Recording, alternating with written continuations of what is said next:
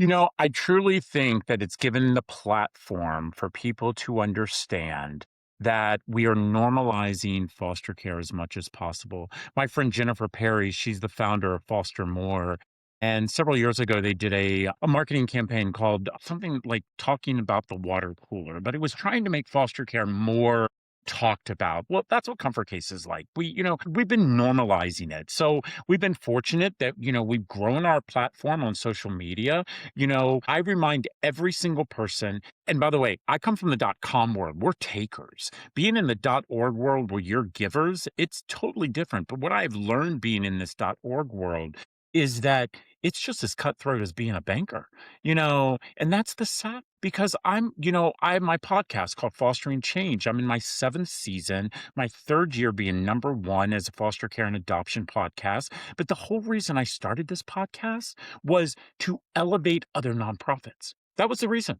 People came to me and like, what are you doing? I remember my agent, I'm like, listen, if we would get nonprofits to work together, do you realize how tall our tree could grow? Because if you pick that low hanging fruit, your tree grows taller.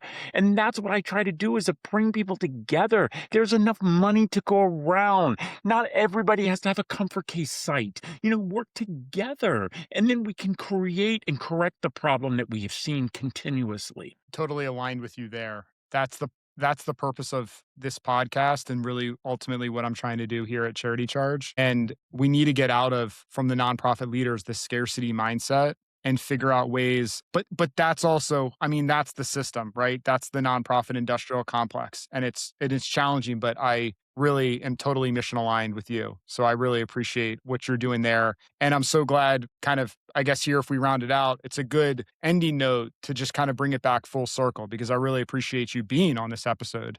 Any opportunity that I have to talk about foster care and about how we can all be better humans, I've said this all over the world is, first of all, we have to stop lying to our young people.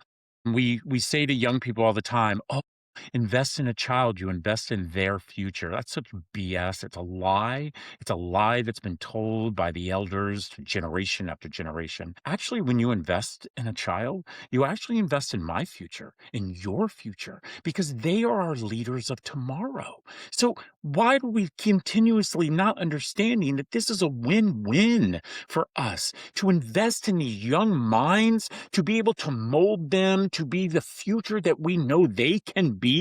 We need to invest. And not just allow them to be a statistic and fill our penitentiaries. That's where we cannot allow this to go further.